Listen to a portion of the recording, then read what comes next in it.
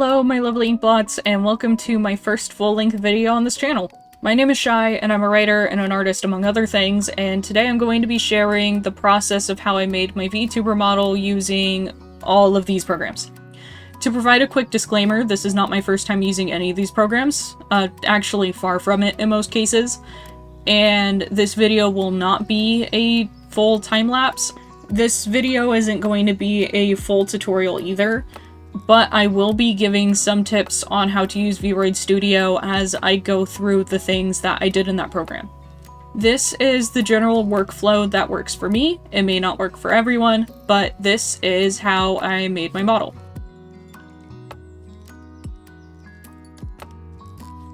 So the very first step that I took when I was making my model was to conceptualize what I wanted my model to be.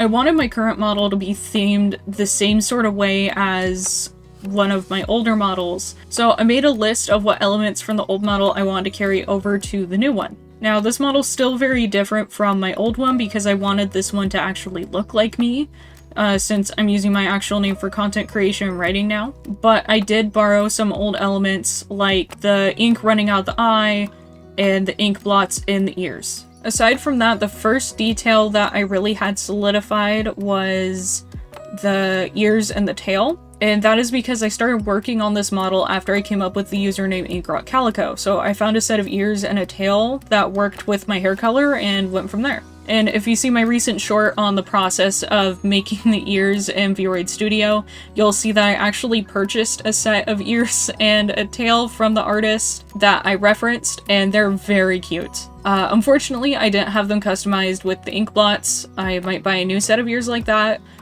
but I used the ones I bought as a reference for my textures for their size and shape on my model. If you're looking for a set of ears, definitely check that artist out. Another thing that was really important to me, and probably me in particular, is I focused on the primary appearance of my model rather than the clothes, since I like making different outfits for my models. And as I mentioned before, I tried to make my model look like me, so I looked at myself and found references for how certain details on my face might look in an anime style. And honestly, I think I did a pretty good job of this, because when I showed my model to some of my classmates after I finished it, one of them mentioned that it looked a lot like me. So after I gathered a bunch of references, I tried to draw my design, but I kept running into some issues. Mainly because I am really out of practice when it comes to drawing. It's been so long since I've drawn, and I wasn't able to sketch anything that I liked. I couldn't even really get through drawing the face without getting frustrated, so I decided to do a bunch of pikrus to get the general idea of what I wanted, especially for the hair and the face. I threw a bunch of them into my Millinote board next to all the other stuff I found previously, and I paid attention to the elements that repeated across multiple images. And from that, I felt like I had a clear idea of what I wanted, so I decided to jump into working into VRoid Studio.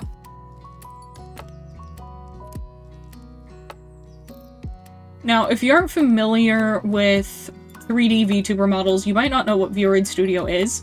It is a free program that you can download and just immediately start making 3D VTuber models. It's actually a really, really awesome tool. I know in the past it used to get a lot of hate because it was really easy to go onto VRoid Studio and make a really generic looking model. But honestly, if you do custom stuff, you can make some really cool things. While I go through this portion, I'll be showing screen recorded clips and dropping some tips for using VRoid Studio, so try to keep up. Okay, so I opened VRoid Studio and immediately got to work making adjustments on the face and the basic meshes for the model. So for the first tip, if you want to make a cel-shaded model like mine, I would recommend going to the Looks tab and using the sliders to shut off the shadows and the rim light, because the rim light usually doesn't look very good on VTuber models. Also, this could be seen as tip number 2.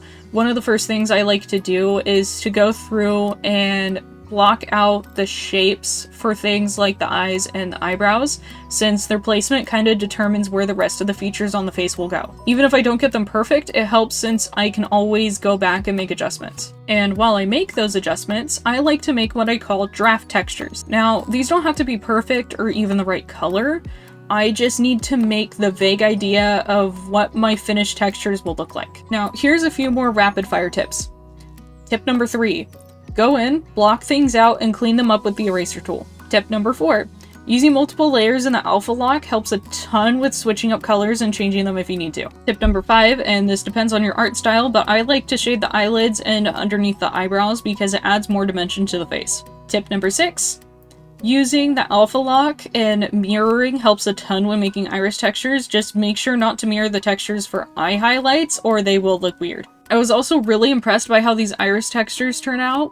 I actually ended up exporting them and compiling them into one layer in Clip Studio Paint instead of recreating them because I liked how they looked like they were painted. The only thing I recreated was the highlights at the bottom because I didn't want it going outside the irises. Another tip that I learned from a friend who paints minifigures is to play around with using colors aside from solid white for white things.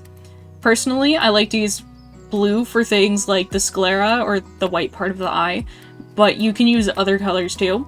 I ended up making them too blue here and had to readjust them later. After most of the adjustments and draft textures for the face are done, I like to move on to sculpting the hair. This is where a lot of people who first try using VRoid Studio mess up, so I have quite a few tips for this one. Tip number 8, make sure that all your strands come from the same spot. Not sure if this applies to other hair textures, as I don't have much experience with making wavy or curly hair in VRoid Studio, but if you're making straight hair, have all of your strands seem to come from the same place or area, much like you would when you're drawing hair. Otherwise, your hair will look really janky. Tip number 9, and this will come up later, but hide clipping and make your model's hair look much nicer by making your own hair textures. I personally like to have a darker color at the top of the texture because it kind of hides where some of the strands may overlap and look messy. And tip number 10 is make multiple hair materials with different textures. Because of the art style that I'm going for, I don't need highlights around the entirety of my model's head. And I personally don't even like how VRoid Studio's default hair highlights look. So I tend to just draw the highlights straight onto my model's hair texture and make multiple hair materials, usually one for highlights, one for plain hair with no highlights, and then one for full shading if something like that's going to be visible. I do that a lot, especially with models with longer hair. I didn't really have to do that with this one though because the hair is so short. Also, tip number 11.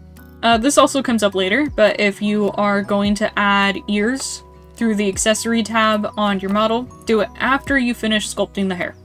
Otherwise, the meshes will distort in a weird way, and it's just a pain to fix it every time. Also, if you want your model to be your exact height, adjust that before you add the ears, since it will measure above the ears if they are there and not the top of the head.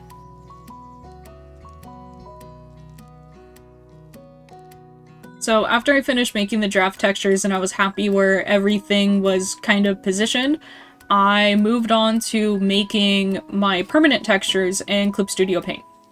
I exported all the draft textures to clean them up or remake them and compile them into one layer to reduce the amount of lag or materials on the model. Which leads into tip number 12. Save your files in your art program's file type in order to preserve the layers and export them as a PNG if you can. This way you can avoid accidentally losing your work this way, since saving as a PNG will not preserve the layers, which makes it much harder to recolor or adjust things later if you need to. I am actually really proud of how some of these turned out, especially the eyeliner, since I managed to mimic the style of my reference photos. I've never really made eyeliner that actually looked a bit like a sketch before, but still looked put together and complete.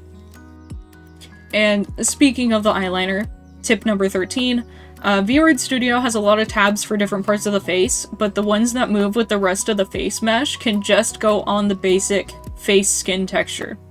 I usually don't even use the nose, lip/mouth lining, and face paint tabs, but eyebrows must be separate in order to move for expressions.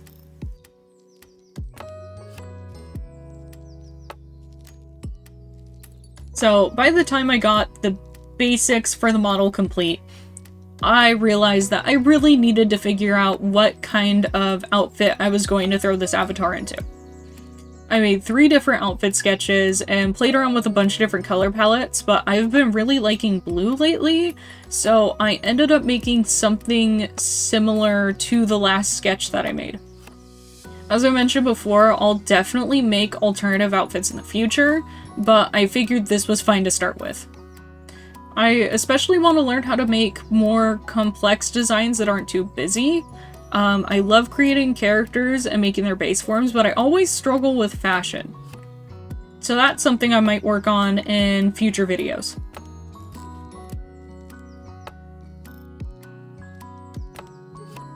After I had a vague idea of what kind of clothing I wanted to throw my model into, I went ahead and jumped into VRoid Studio and Clip Studio Paint, and I started working on the clothes. I basically followed the same process as I did for the base model, making draft textures and then solidifying everything in Clip Studio Paint. I don't have a whole lot to say about the process, but I do have a tip. So, tip 14. To make clothing folds, use an airbrush tool and a soft eraser. Focus on erasing one side and sharpening the corners to get a crease effect. I honestly made the shading too dark on the sleeves, but it's hard to see shading on specific patterns anyway, so I just kind of left it.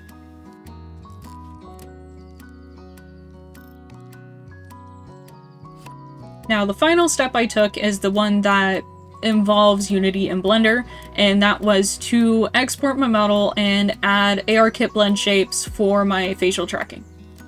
I actually don't have much footage for this section, so I'm just going to provide an explanation of what I did, and here you can watch and laugh at me struggling to figure out why things aren't working in Unity. Everything that could have gone wrong went wrong, and I forgot how to do a bunch of things, so I would have recorded what I did, but then I would have had a ton of unusable footage. So basically, I exported my model from VRoid Studio, threw it into Unity to do some basic adjustments, and I could have replaced all my textures to make things look crisper because Unity allows you to import textures at a higher resolution than VRoid Studio does, but I didn't feel like doing it at the time, and I might do it at a later date. After setting up the basics for everything, I exported my model from Unity, threw it into Blender, and did some magic with the ears to make them movable. I might make a tutorial on this at a later date if people want that. I need to take more detailed notes on the process myself anyway, because the notes that I took before just were not good enough. Also, as a side note, I am not good at Blender. I want to learn more on how to use Blender in the future, but the fact that I can even do this is a miracle and took a lot of work to figure out. There's probably a more efficient way to do these things, but whatever. Then I threw my model back into Unity to adjust the blend shapes and add ear movement with the eyebrow movement. Now, my ears twitch when I blink because my phone registers my eyebrows moving when I blink for some reason. But yeah, I went ahead and made blend shapes for when the eyebrows go down and for when the eyebrows go up, so the ears can perk up or fold back depending on what facial expression I make. I did a quick tracking test with my phone in VC Face and determined that I was finally done. That's all I've got for this video. That was basically the process for making my model. But before you go, I plan on making more vlogs like this, as well as other videos around topics like creative writing. I am trying to integrate more creativity and more of my creative process into the kind of content that I make, and I'm really excited to share these sort of things in my creative projects with other people. So if that seems like your cup of tea, please consider subscribing. I'm actually working on some models for some of my book characters currently, and I will be making a new model for my partner soon. Also, if you have any questions about anything I did in the video, or if there's something you would like me to discuss in another video, please leave a comment. I'd love to answer questions or hear what you guys think. I also take commissions for VTuber models like these, so if you would like a model like this from me, please check out my Ko-fi, which is linked down in the description.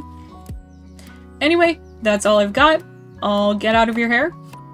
Bye!